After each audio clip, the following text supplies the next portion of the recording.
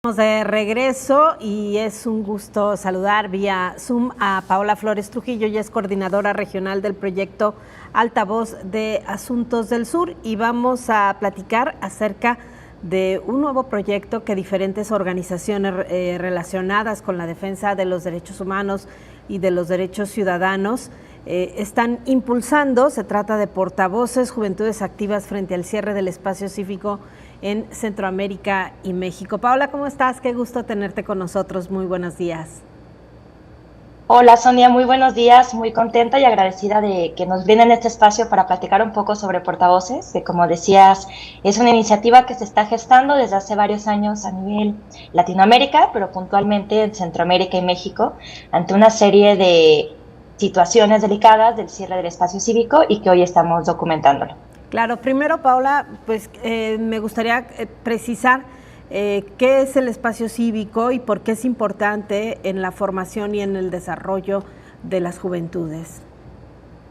Claro, y creo que es importante también que en este tiempo, que lo decíamos antes del corte preelectoral, es importante identificar que el espacio cívico son una serie de condiciones sociales, políticas y culturales que se deben de garantizar para que las personas puedan participar de manera libre.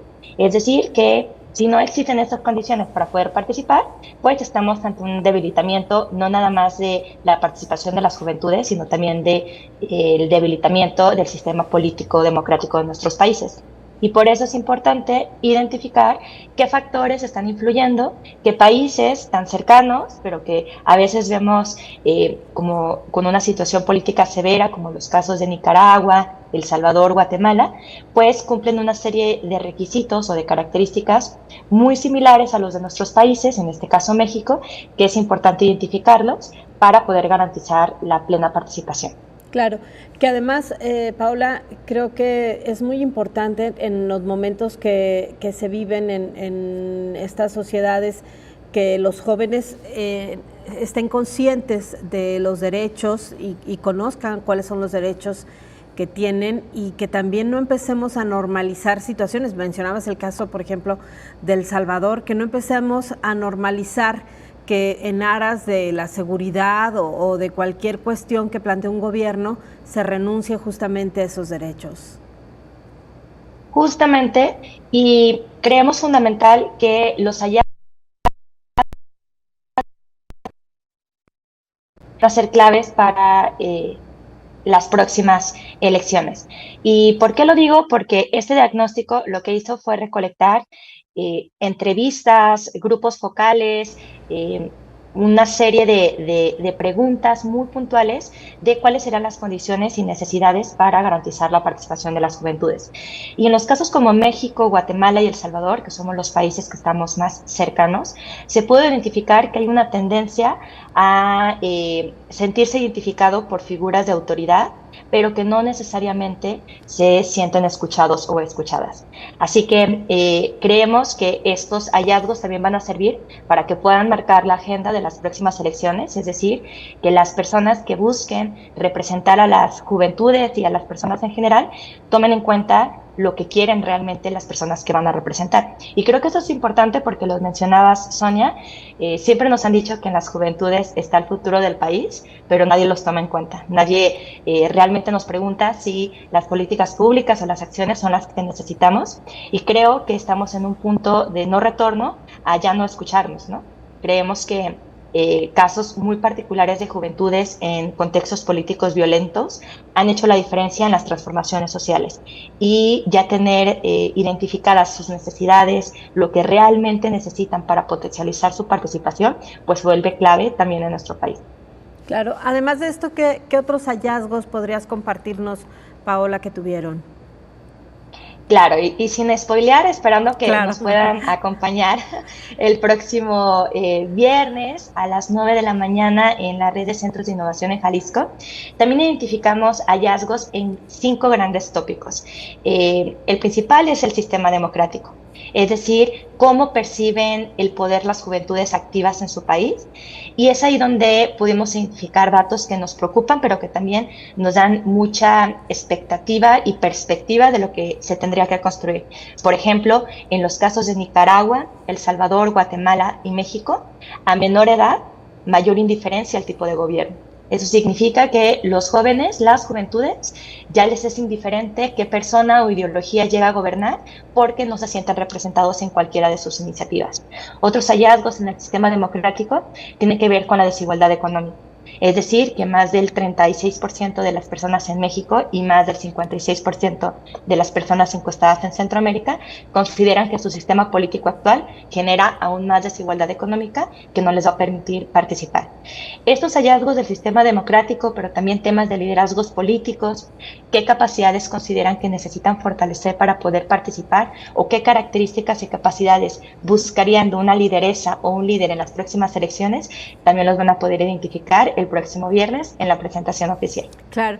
Oye, Paula, resulta un tanto paradójico que en un momento en el planeta con tanta información, el acceso que tienen, que pueden tener los jóvenes a la información de manera directa, con fuentes diversas, pues justamente viene esta indiferencia hacia aquellas decisiones que sí inciden en su vida, ¿no? Claro, y precisamente es uno de los hallazgos que presentamos. Creo que más bien es una narrativa mal contada o depende mucho de quién la cuente. Existe una narrativa que las juventudes no participan o no están interesadas en participar en asuntos públicos, y eso es totalmente un error. Es decir, no es que no les interese participar, sino que no existen las condiciones para que puedan hacerlo, y eso cambia también la perspectiva de cómo estamos viendo su participación.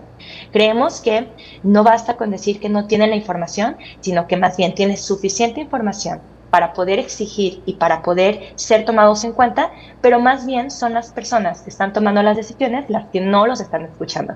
Y creo que también poder agarrar la perspectiva de las propias juventudes y no una perspectiva narrada desde otros espacios, también sirve para poder identificar dónde están participando las juventudes activas, es decir, sí están participando, pero identificar dónde, de qué están nutriendo sus liderazgos, quiénes son aquellas figuras que ellos y ellas se sienten identificados, de qué manera están participando. Un dato que te quiero dar muy breve es que más del 70% de las personas encuestadas en este diagnóstico utilizan alguna plataforma de internet para organizarse, y más del 60% en los últimos 5 años salieron a las calles a manifestarse.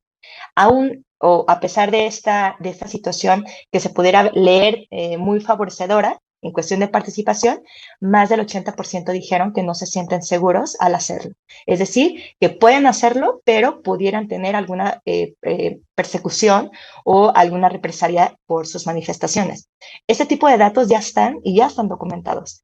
Creemos que es fundamental ponerlo sobre la mesa para las próximas decisiones políticas que se vayan a tomar en cualquiera de los 7 países que abarca el estudio, desde Costa Rica hasta México. Claro, y quizá un ejemplo muy claro de esto que nos estás compartiendo, Paola, sea lo que ha sucedido en torno al movimiento feminista que ha sido en el planeta y por supuesto en nuestro país el movimiento más fuerte en décadas, y que pues está muy fortalecido por las juventudes. Vemos los movimientos quizá o las denuncias más fuertes, más sólidas, vienen de planteles escolares, incluso de niñas. Es decir, hay una mayor conciencia cuando hay esta posibilidad de organización. Claro, y creo que también nos permite tener un panorama más sistémico de cómo se está trabajando. Es decir, creo que son 3 panoramas. Primero, las juventudes, que de esta gran población que somos, hay un sector muy representativo, que son juventudes activamente políticas, por así decirlo, es decir, que han participado de manera creciente y muy, muy presente en diferentes organizaciones de la sociedad civil, en partidos políticos, en sectores no gubernamentales, que eso habla de que sí están interesados. Por otra parte, el impacto que pueden tener, es decir, las nuevas maneras de organizarse, los temas que les interesan, y en un tercer momento, si esta evolución o si este ecosistema está siendo tomado en cuenta o no para las próximas decisiones políticas de nuestros países. Creemos que no nada más somos un grupo aislados de personas que se organizan y quieren incidir, sino que también toca temáticas que son fundamentales para toda la sociedad. Es decir, ¿cómo vamos a hacer para garantizar la libre participación de las juventudes, no nada más en las próximas elecciones, sino de aquí en adelante? Una de las principales problemáticas que decían ellos y ellas es que nadie está hablando del futuro de las juventudes, es decir, futuro en cuestión de pensiones, en cuestión de un trabajo digno y sobre todo tener la accesibilidad de poder contar con una vivienda propia. Creo que esos temas que muchas veces están como en la periferia, que no necesariamente se ven desde el foco de las juventudes, están haciendo que se dispersen estos esfuerzos. Lo que nosotros apostamos en este diagnóstico es poder tener un mapa sistémico de la situación de la participación de las juventudes, para que los temas que no nada más les tocan al gobierno, sino aquí también entran los grupos empresariales, las personas con poder, tomen decisiones para garantizar que las juventudes todavía se animen a participar y que su participación sea realmente efectiva. Claro, Paula, y justo esto, que es lo que iba a preguntarte, ¿qué va a pasar con esta información y para qué puede servir?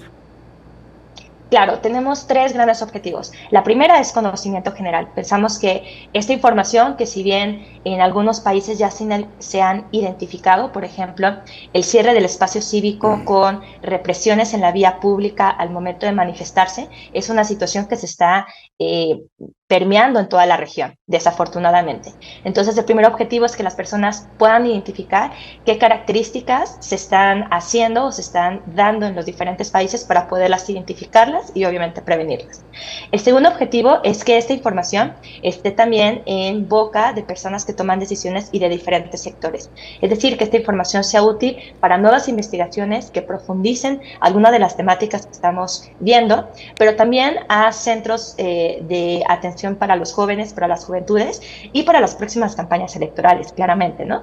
Pensamos que si ya hay agendas irrenunciables que se han identificado, el no tomarlas en cuenta sería un despropósito. Y el tercero, precisamente, lo que queremos hacer es que, con base en estos hallazgos, hacer una invitación a las organizaciones de la sociedad civil en México en un primer momento, para que, si ya han identificado algunas otras agendas irrenunciables en el tema de las juventudes que tendríamos que impulsar, podamos hacer un frente que permita, así como diferentes iniciativas, ponerlos sobre la mesa y ser estos elementos que vamos a exigir en las próximas elecciones. Claro. Paula, ¿nos recuerdas los detalles de la presentación? Claro que sí, la invitación es para este próximo viernes 4 de agosto, de 9 de la mañana a 10 de la mañana en la red de centros de innovación de Jalisco.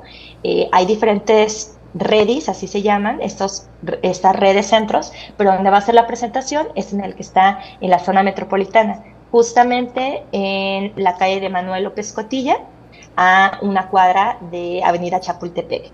Se llama Ready, de 9 a 10 de la mañana, es la presentación oficial del diagnóstico y también va a estar disponible vía online para cualquier persona que lo quiera consultar. Muy bien, muchísimas gracias, Paola, y un gusto saludarte. Igualmente, Sonia, muchas gracias por el espacio.